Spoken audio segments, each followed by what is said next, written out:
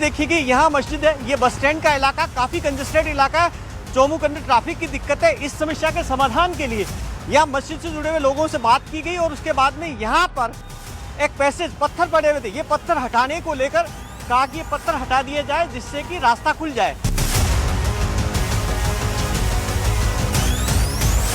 ये जिस जगह पर मैं खड़ा हूँ, यहाँ पर ये जो पत्थर उधर रखे हुए थे उससे क्या किया कि दीवार बना दी।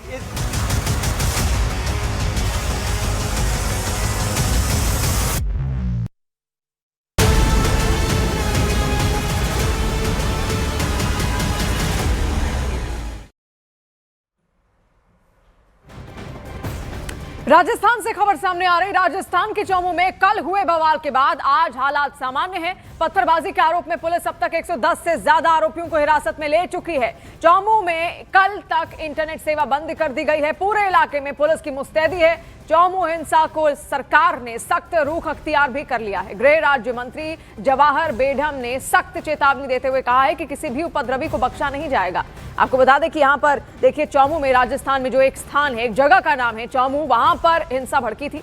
दरअसल हुआ इतना था कि एक मस्जिद के बाहर कुछ पत्थर रखे हुए थे, कुछ ईंट रखे हुए थे, उसको हटाने को लेकर ये पूरा विवाद हुआ। हालांकि हटाने को लेकर एक मीटिंग इससे पहले प्रशासन के साथ हुई थी, पुलिस वालों के साथ हुई थी और उस पर सहमति भी बनी। सहमति बनने के बावजूद जब पत्थर वहां से हटाए जा रहे थे और एक बैरिकेडिंग वहां पर तैयार की जा रही थी ताकि ट्रैफिक इससे बाधित ना हो, पत्थरों को हटाना एकमात्र विकल्प था, तभी अचानक कुछ असामाजिक तत्व वहां पर पहुंचते हैं, हिंसा भड़कती है और उसके बाद हालात बेहद ज्यादा बिगड़ जाते हैं। पूरी पुलिस फोर्स को वहां पर तैनात इस वक्त कर दिया गया है। तस्वीरें लगातार हम आपको दिखा रहे हैं वहां से, और एक कल की घटना है ये भी आपको बता दें, लेकिन उसके बाद वहां पर सियासत भी जमकर हो रही है। सवाल ये है कि आखिर ये आए कहां से, ये पत्थरबाज आखिर वहां पर पहुंचे कैसे, जब पहले ही सहमति बन गई थी, पुलिस को लेकर मीटिंग भी यहां पर सामने हुई थी, पुलिस प्रशासन भी साथ था उन पत्थरों को हटाने को लेकर, तो फिर आखिर आए कहां से और कैसे इनकी ओर से विरोध किया गया, ये एकत्रित कैसे हुए, क्या इन्होंने बकायदा पूरी प्लानिंग यहां पर की थी इन उपद्रवियों की ओर से, आखिर इनको सपोर्ट कौन कर रहा था, ये वहां पर पहुंचे कैसे, कैसे इनको डिटेल्स मिली,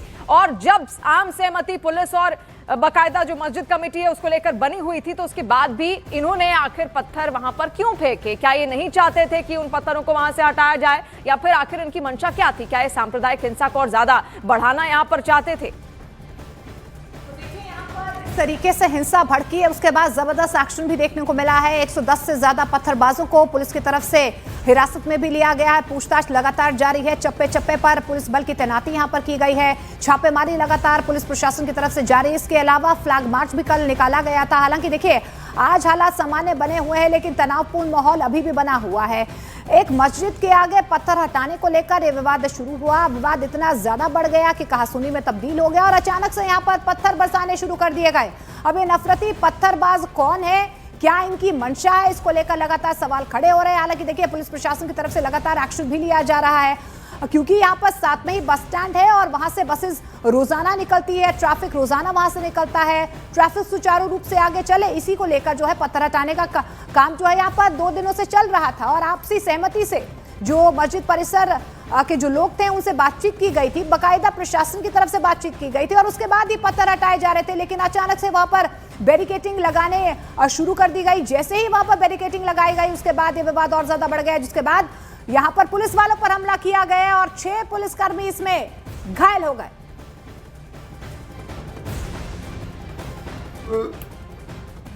हमलावर थे जिन्होंने पुलिस पर पथराव किया, उनका सुनियोजित षड्यंत्र निश्चित रूप से है और इसीलिए हमारी पुलिस ने उनके खिलाफ कठोर कार्रवाई की है। और मैं फिर कह रहा हूं, आपको स्पष्ट शब्दों में कह देना चाहता हूं, उपद्रवी को किसी भी कीमत पर बख्शा नहीं जाएगा, कठोर कार्रवाई करेंगे। उसमें चाहे कोई कांग्रेस के लोग हों और चाहे कोई दूसरे लोग हों।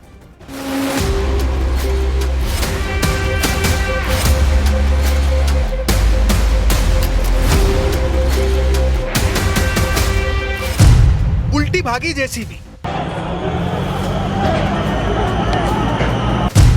पुलिस पर चले पत्थर, आरोपियों के घर में घुसी पुलिस।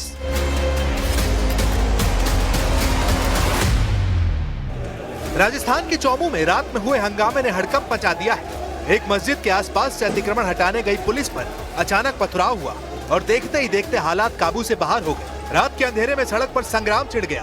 पहले उपद्रवियों ने उत्पात मचाया, पुलिस पर पत्थर चलाए। हालत ऐसी हो गई कि अतिक्रमण हटाने गई खुदाई करने वाली मशीन सड़क पर उल्टी चलती हुई नजर आई। इसके बाद पुलिस ने जवाब दिया। उपद्रवियों ने जिस हंगामे की शुरुआत की थी, पुलिस ने उसे अंजाम तक पहुंचाना शुरू किया और सड़क पर ही उपद्रवियों को लाठी से पीट डाला। अंधेरे में सड़क पर खूब लाठियां चली। रात में उपद्रवियों की खबर लेने के बाद पुलिस ने सुबह सुबह संदिग्धों को पकड़ना शुरू किया। किसी को टांग कर पुलिस की गाड़ी तक लाई तो किसी को खींचकर। कई संदिग्धों की तलाश में पुलिस उनके घर के अंदर भी पहुंच गई और फिर उन्हें वहां से पकड़ा। आप देखिए कि एक को हिरासत में ले लिया गया। आप देखिए कि पत्थरबाजी करने वाले को पत्थरबाजी करने वालों को लगातार पकड़ा जा रहा है। रात को पत्थरबाजी क्यों किया? सर निगम में तो छोड़ते कमरे के अंदर यहाँ पर मैं तो नहीं थे आपने की थी पत्थरबाजी? मेरी कसम मैं नहीं कर रहा, अल्लाह की कसम। आप देखिए कि पत्थरबाजी करने वालों को इस वक्त पुलिस उठा रही है, एक एक करके सबको उठा रही है यहाँ से।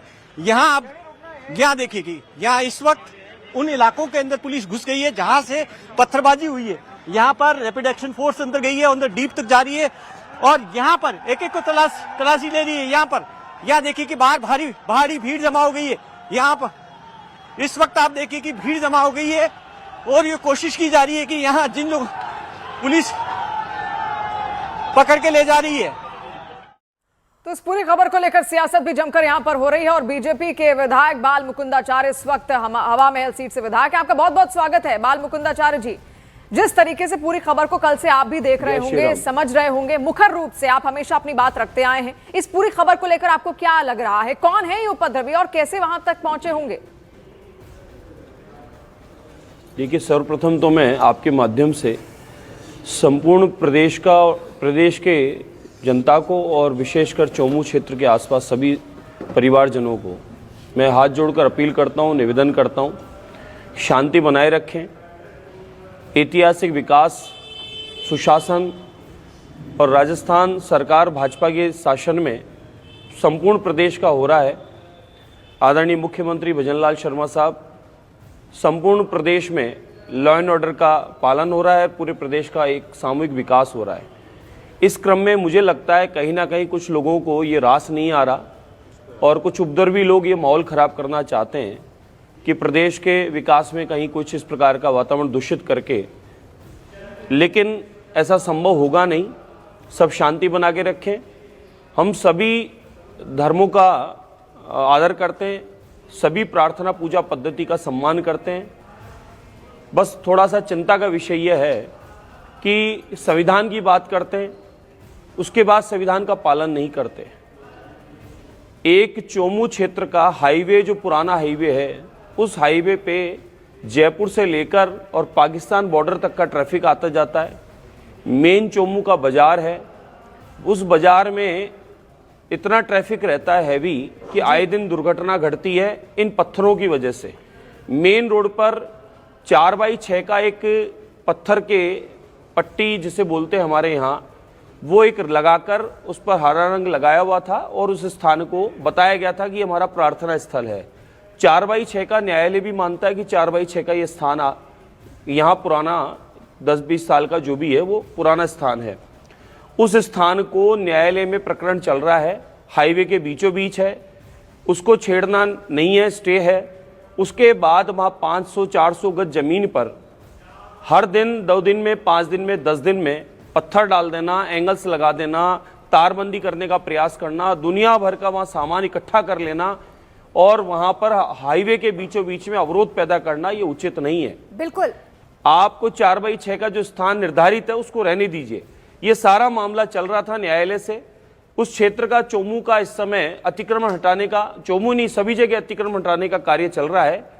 उस अतिक्रमण हटाने के से पूर्व पहले सभी वहाँ के उसकी पूजा, जो भी सेवा करते हैं, आराधना करते हैं या इबादत करते हैं, उन लोगों को बुला के चर्चा की गई है।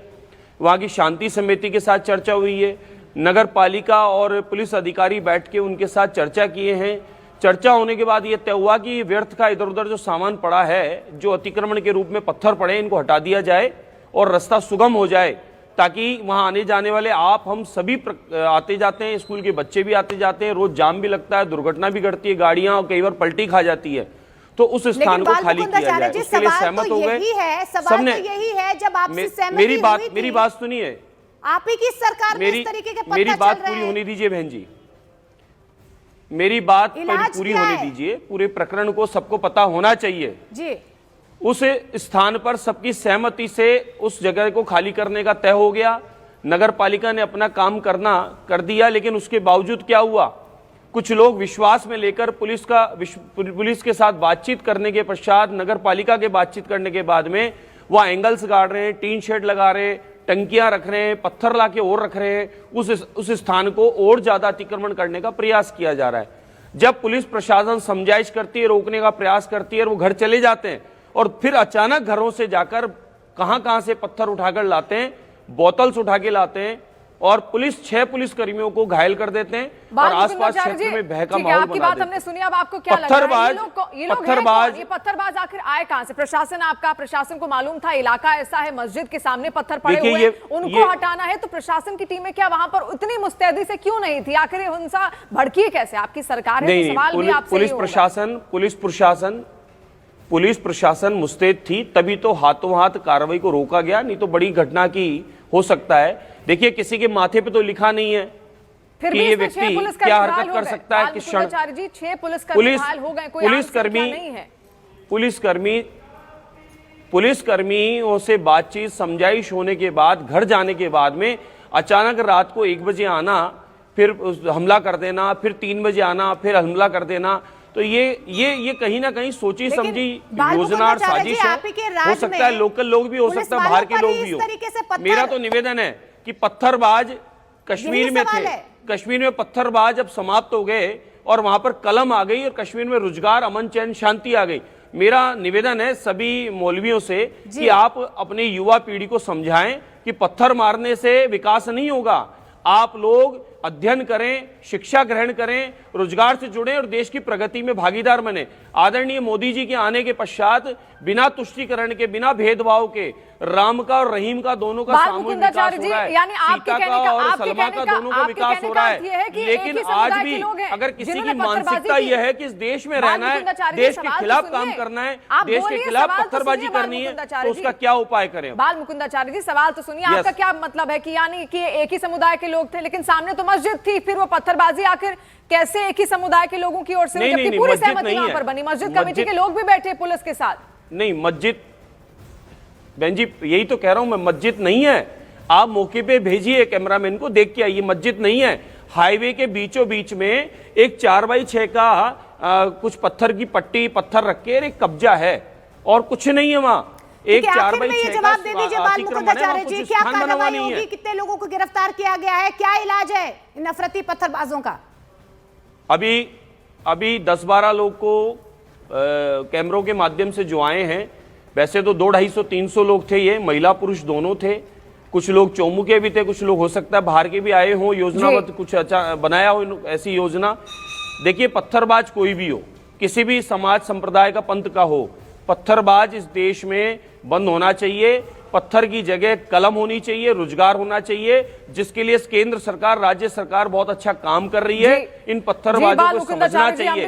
पत्थरबाजी के चक्कर में पाकिस्तान बर्बाद हो चुका है, बांग्लादेश बर्बाद हो चुका है। नहीं आते, किसी विशेष समुदाय से उठकर नहीं आते, बल्कि नफरत की सोच उनको पैदा करती है। और उम्मीद यही है कि जल्द से जल्द उन पर कार्रवाई हो, उनको धरपकड़ उनकी यहां पर हो, ताकि सांप्रदायिक हिंसा इस तरीके से दोबारा फिर से ना बढ़ के। बहुत शुक्रिया आपका हमारे साथ जुड़ने के लिए।